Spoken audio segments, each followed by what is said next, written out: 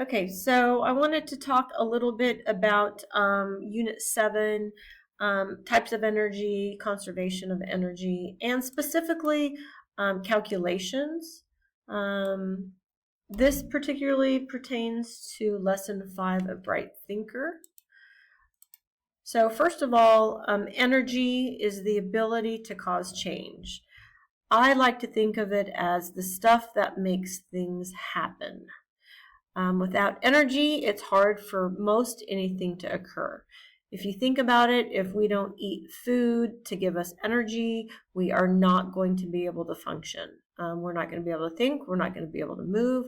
We'll be too tired to do anything. So energy is the stuff that makes things happen. Energy is measured in joules. So 1 joule is the amount of energy it takes to lift an object that weighs 1 Newton, 1 meter. That just kind of gives you an idea that we're talking about. Energy can also be measured like in calories, in heat calories or food calories, but specifically for the problems we're going to work, we are going to measure energy in joules, so capital J. So I'm going to kind of go around here.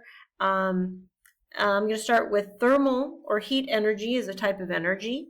So by definition, thermal or heat energy is internal motion of atoms in a substance. So it's really actually a measure of the amount of kinetic energy between the particles in a substance. So the faster the little particles or atoms or molecules are moving, the hotter the substance is going to be. We have nuclear energy.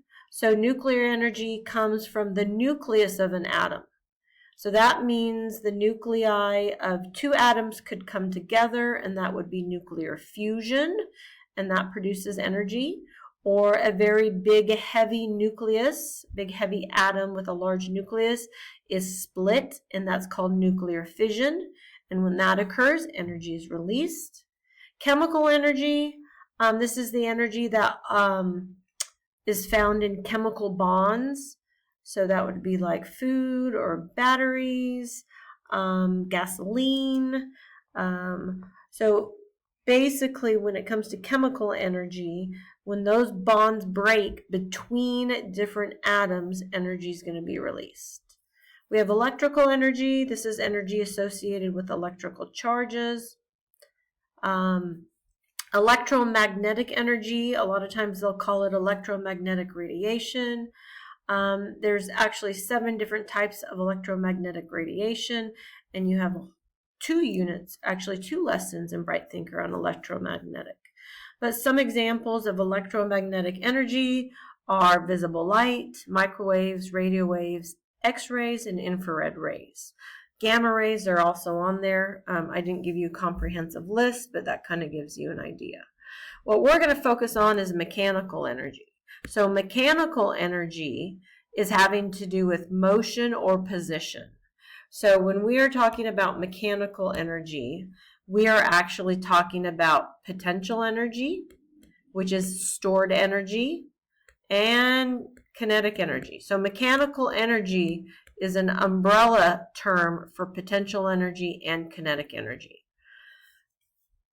So let's talk specifically about potential energy right now.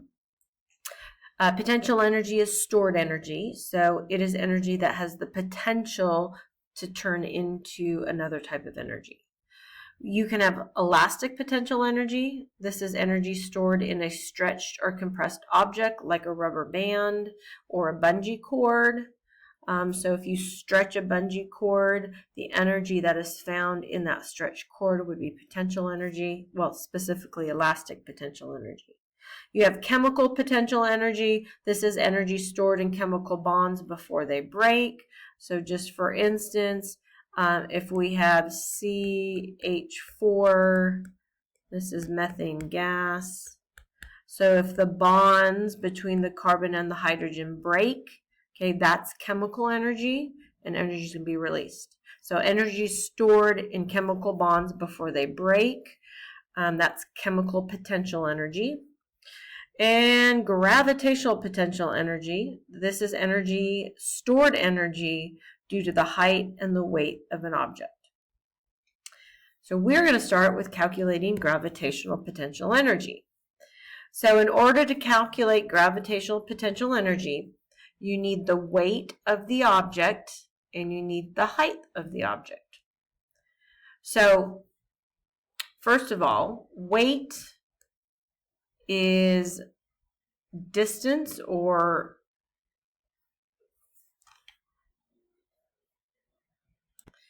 let me go back.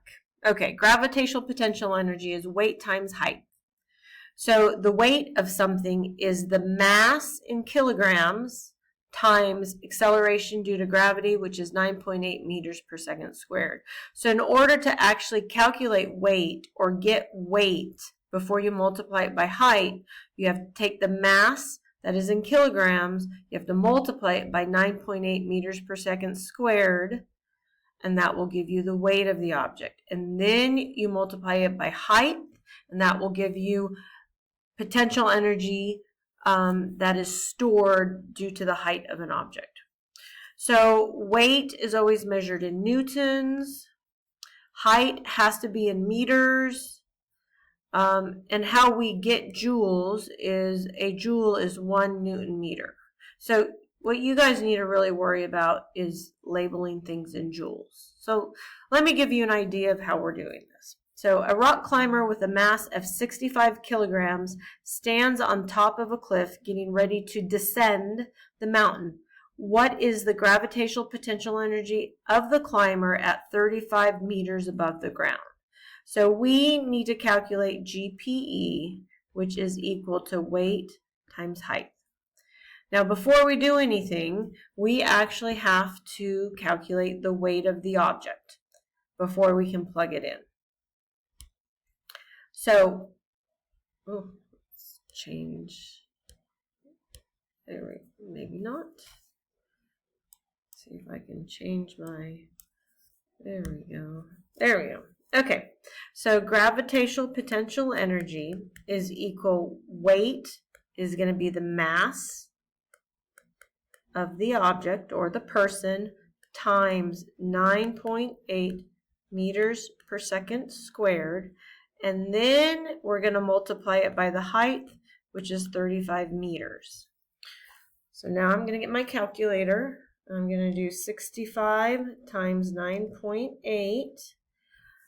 So now gravitational potential energy is equal to 637 newtons. Kilograms times meters per second squared is a newton. So now that's the weight, and now we're going to multiply it by the height, which is 35 meters. Whoa. Try that again, which is 35 meters. So I'm going to say 637 times 35 will give me 22,295 joules of energy.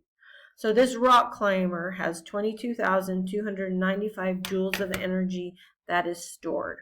That is gravitational potential energy.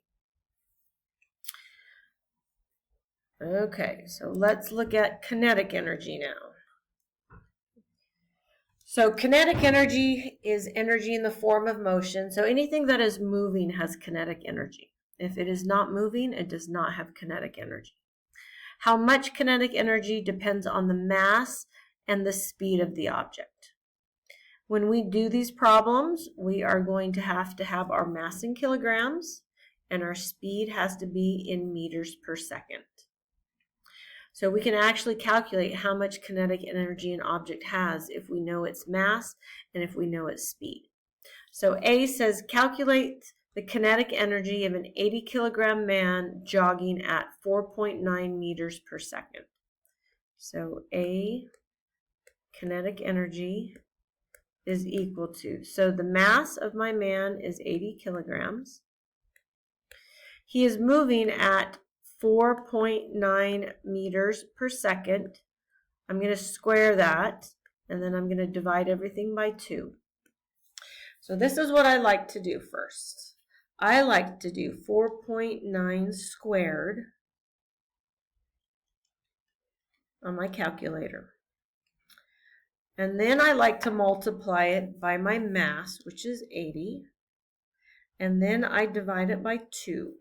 So this man has 900, see if I can, has 960 joules of energy. Okay, so let's compare that to a boat that is moving. A boat that has 2,000 kilograms and is moving at 5.6 meters per second. So letter B, kinetic energy is equal to, my boat is 2,000 kilograms. The speed is 5.6 meters per second, and I got to square that entire thing. It's not meters per second squared, it's 5.6 meters per second, and I'm going to square the 5.6, all divided by 2. Now, it would make sense that the amount of kinetic energy the boat has is going to be quite a bit more than the running guy because it's more massive and it is going faster. So how much kinetic energy something has a lot to do with an object's mass and its speed.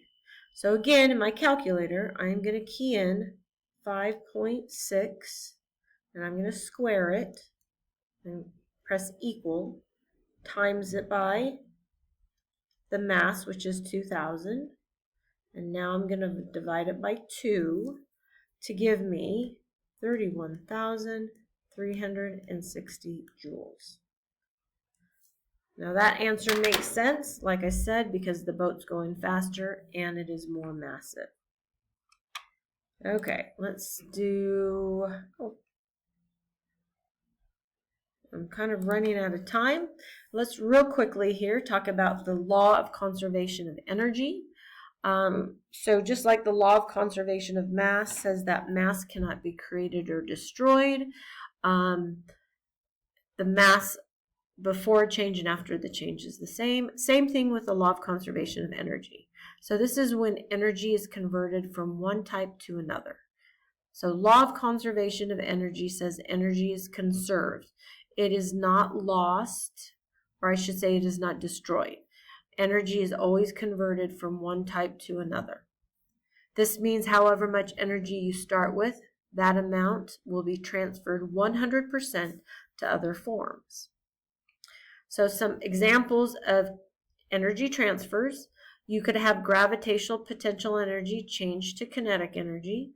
So if you have somebody on the top of a building with their physical science textbook, so it will have its gravitational potential energy when it's just sitting in this person's hand, and when this person drops it off the top of the roof, gravitational potential energy is going to be converted into kinetic energy. And then that kinetic energy, when the book hits the ground, will again be transferred to potential energy. A good example of kinetic energy to thermal energy. So if you are outside and you are exercising and you are running really fast, okay, you are moving, so you have kinetic energy. And then when you start to sweat and get warmer, some of that kinetic energy is going to be converted to thermal energy. Electrical energy to thermal energy. So if you have a toaster, right, at home, and you plug the toaster in to the socket, that electrical energy, when you turn on the toaster, is going to turn into thermal energy or heat energy when those coils inside of the toaster heat up. Okay, I've only got a minute or two. This video right here, I'm actually going to post it along with this video in Teams. Hopefully that will make a little bit more sense. And have a great day. Bye.